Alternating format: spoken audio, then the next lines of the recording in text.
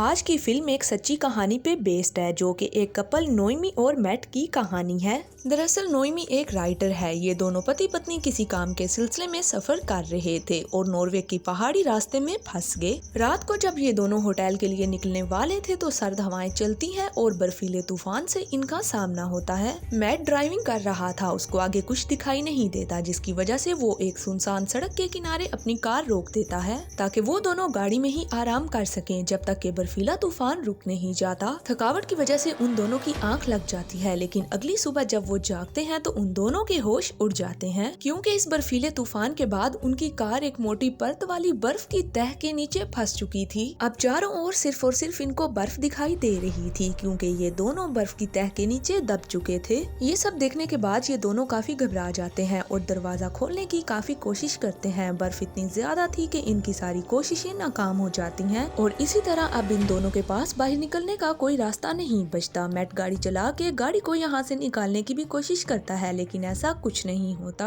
ये दोनों कॉल करने की भी कोशिश करते हैं लेकिन नेटवर्क नहीं आता। इन दोनों को ये भी नहीं पता था कि बाहर अभी बर्फीला तूफान है या थम गया है। अब ये दोनों किसी से मदद भी नहीं ले सकते थे और बुरी तरह से ये दोनों अब फंस चुके थे। मौसम काफी ठंडा हो रहा था, हर गुजरते सेकंड में ठंड बढ़ रही थी। नोएमी की 8 मंथ प्रेगनेंसी चल रही थी जिसकी वजह से उसकी तबीयत बिगड़ना शुरू हो जाती है। मैट नोएमी से कहता है कि परेशान ना हो, कोई ना कोई हमारी कार को बाहर से देख लेगा और हम दोनों को बचा लेगा। लेकिन वो दोनों इस बात से अनजान थे कि बाहर सारा रोड चारों ओर से बर्फ से ढक चुका है और बाहर अभी भी सर्द बर्फीली हवाएं चल रही थी जिस वजह से बाहर कोई भी इंसान नहीं था। अगर कोई इंसान इनकी मदद को आता भी तब भी वो इनकी गाड़ी ना देख पाता क्योंकि वो चारों ओर से बर्फ में धंस चुकी थी। इस बर्फीले तूफान में एक ही बात अच्छी थी कि इन दोनों के पास इतना खाना था जो कि 10 दिन तक आराम से थोड़ा थोड़ा करके चल सकता था। वो दोनों थोड़ा थोड़ा खाना खाते हैं ताकि अगर इन्हें कोई बचाने के लिए ना आए तो इनका खाना ज्यादा दिनों तक चल सके। नोएमी मैट को कहती है कि उसे खिड़की खोल के बाहर निकलना चाहिए लेकिन मैट ऐसा करने से इनकार कर देता है क्योंकि उसको नहीं पता था कि बाहर तूफान चल रहा है या थम गया है और बाहर निकलने पे अगर उसको आगे कोई रास्ता नहीं मिलता तो उसकी जान भी जा सकती थी। मैट अपनी प्रेग्नेंट वाइफ को लेके मौत के मुंह में बाहर नहीं जाना चाहता था लेकिन नोएमी ऐसा चाहती थी कि हम दोनों को बाहर निकलने की कोशिश करनी चाहिए जिससे इन दोनों के दरमियान बहस हो जाती है। अब कार में फंसे इन दोनों को 3 दिन गुजर गए थे। इनके पास खाना, पानी और कंबल था जिसकी वजह से इनको ज्यादा मुश्किल नहीं हो रही थी। नोएमी प्रेग्नेंट थी जिसकी वजह से मैट खुद कम खाना खाता है और अपना खाना भी वो नोएमी को खिला देता है क्योंकि नोएमी को ज्यादा खाने की जरूरत थी। मैट आराम कर रहा होता है और नोएमी कुछ लिख रही होती है। वो पानी की बोतल में से पानी पी के ढक्कन को सही से बंद नहीं करती जिस वजह से वो पानी की बोतल नीचे गिर जाती है और काफी पानी जाया हो जाता है। मैट पानी की बोतल को उठा लेता है और फिर मैट गुस्से में नोएमी पे चिल्लाता है जिसके बाद फिर उसको अपनी गलती का एहसास हो जाता है और वो नोएमी को सॉरी बोल देता है। रात में जब ये दोनों सो रहे होते हैं तो उन्हें अपनी कार पे किसी के चलने की आवाज आती है जिस वजह से वो दोनों काफी खुश होते हैं और चिल्लाने लग जाते हैं ताकि उन्हें कोई बचा ले। बट छत पे कोई भी इंसान नहीं होता बल्कि एक जंगली जानवर था जो कि इनका शोर सुन के वहाँ से भाग जाता है जिससे वो दोनों अब काफी अफसुर्दा हो चुके थे। जैसे जैसे दिन बीत रहे थे अब उनको एहसास हो रहा था कि कोई भी उनकी मदद को बाहर से नहीं आने वाला।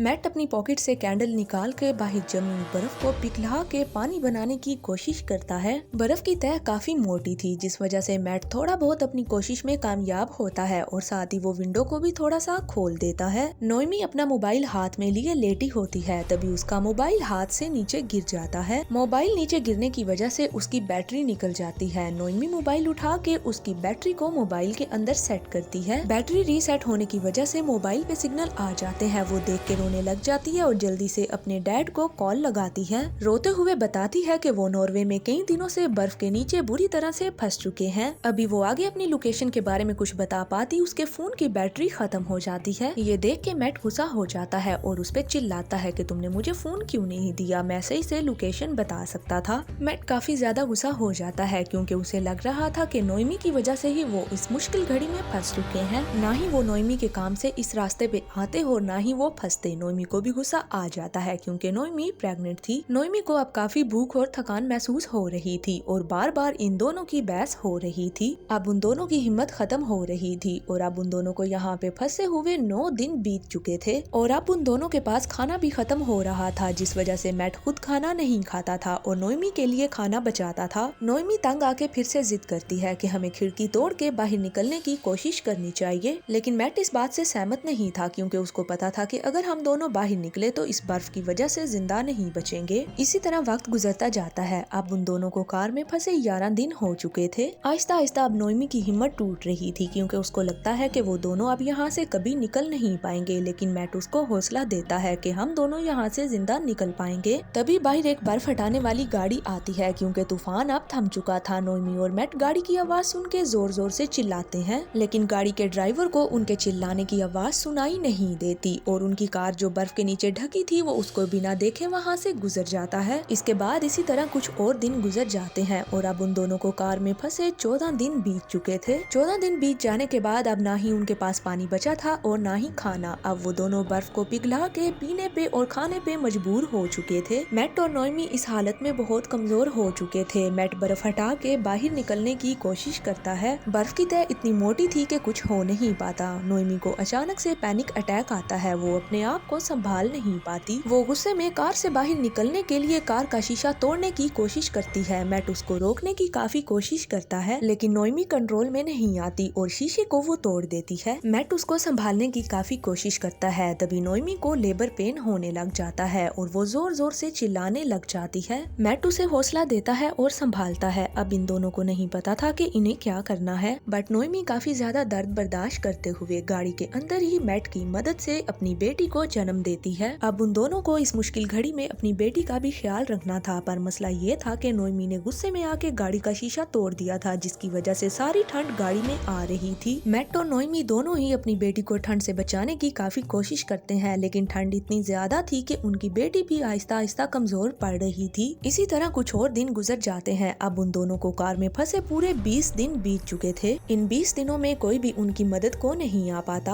अब वो दोनों जिंदा रहने के लिए बर्फ के टुकड़े खा रहे थे और उसी को ही पानी बना के पी रहे थे, लेकिन ज्यादा दिन तक तो ऐसे चल नहीं सकता था। मैट बर्फ को तोड़ने की काफी कोशिश करता है ताकि वो यहाँ से निकल सके, क्योंकि अब उनके साथ उनकी बेटी भी थी जो कि ज्यादा दिन तक इसी हालत में जिंदा नहीं रह सकती थी। ठंड की वजह से उनकी बेटी रोने लग जाती है। मैट बिना अपनी परवाह किए अपनी जैकेट उतार के अपनी बेटी के ऊपर उड़ा देता है ताकि उसको ठंड से बचाया जा सके, लेकिन अब मैट को काफी ज्यादा ठंड लगने लग जाती है और ठंड की वजह से उसकी बॉडी सुन्न होने लग जाती है। मैट ठंड की वजह से कांपते कांपते सो जाता है। अगली सुबह जब नोएमी उठती है तो वो मैट को उठाती है। वो मैट को हिलाती है, उसको उठाने की काफी कोशिश करती है, लेकिन ठंड इतनी ज्यादा थी कि रात को नींद में ही उसकी मौत हो चुकी थी। नोएमी जोर जोर से रोने चिल्लाने लग जाती है क्योंकि वो अब अंदर से पूरी तरह से टूट चुकी थी और अब वो पूरी तरह से अकेली हो चुकी थी। उसको कुछ समझ नहीं आ रहा था कि वो अपनी बेटी को लेके यहाँ से कैसे निकलेगी। ठंड इतनी बढ़ चुकी थी कि नोएमी को सांस लेने में भी मुश्किल हो रही थी, लेकिन उसको अपनी बेटी के लिए जिंदा रहना था और अब तो खाने के लिए भी कुछ नहीं बचा था। वो मजबूरी में अपनी डायरी से कागज फाड़ के खाना शुरू कर देती है। फिर नोएमी मैट के कपड़े उतार के खुद पहन लेती है ताकि वो अपने आप को इस ठंड से महफूज रख सके। अब उसकी हालत दिन ब दिन बिगड़ती जा रही थी। इन मुश्किल हालात में जब नोएमी अंदर से खत्म हो रही थी, वो अपनी बेटी की देखभाल भी कर रही थी और खुद को उसके लिए जिंदा भी रख रही थी, क्योंकि अगर नोएमी को कुछ हो जाता है तो उसकी बेटी भी जिंदा नहीं बच पाएगी। अब नोएमी को यहाँ पे फंसे पूरे 24 दिन हो चुके थे। इसी हालत में जब वो गाड़ी के अंदर लेटी हुई थी तो उसे विंडो से बाहर सूरज की रोशनी दिखाई देती है। धूप की किरणें गाड़ी के अंदर आ रही थी। तभी उसके चेहरे पे पानी की बूंद गिरती है। तभी वो खिड़की के पास जाती है और उसको समझ आती है कि अब बर्फ इतनी नरम हो चुकी है कि उसको आसानी से हाथों से तोड़ा जा सकता है। ये सब कुछ देख के नोएमी के चेहरे पे एक उम्मीद की किरण आ जाती है। जिस खिड़की को उसने तोड़ा था वो वहीं से बर्फ को खरोदने की कोशिश करती है। थोड़ी ही देर में वो कामयाब हो जाती है और वो इतनी बर्फ हटा देती है कि वो अपनी बेटी को लेके वहाँ से बाहर निकल सकती है। इसके बाद वो अपने हस्बैंड को आखिरी बार गुड बाय बोलती है और अपनी बेटी को वहाँ से लेके निकलती है और काफी दिनों बाद वो उस कार से बाहर आ जाती है। बाहर दूर दूर तक उसे कोई भी इंसान दिखाई नहीं देता। बाहर अभी भी बर्फीली सर्द हवाएं चल रही थी। नोएमी हार नहीं मानती और आगे चलती रहती है। उसके अंदर अब आगे बढ़ने की ताकत नहीं बची थी, लेकिन फिर भी वो हिम्मत नहीं हार रही थी और चल रही थी। नोएमी को रास्ते का कोई अंदाजा नहीं था, लेकिन फिर भी वो मुसलसल चल रही थी। काफी चलने के बाद उसको एक होटल नजर आ जाता है, जिसको देख के वो काफी खुश हो जाती है। इसके बाद वो अपनी बेटी को लेके उस होटल में पहुंच जाती है। होटल जाने के बाद उन दोनों माँ बेटी को हॉस्पिटल शिफ्ट कर दिया जाता है। 24 दिन तक बर्फ के अंदर कार में फंसे रहने के बाद नोएमी बच जाती है। अस्पताल में नोएमी और उसकी बेटी का ट्रीटमेंट किया जाता है और जल्दी वो दोनों ठीक हो जाती हैं।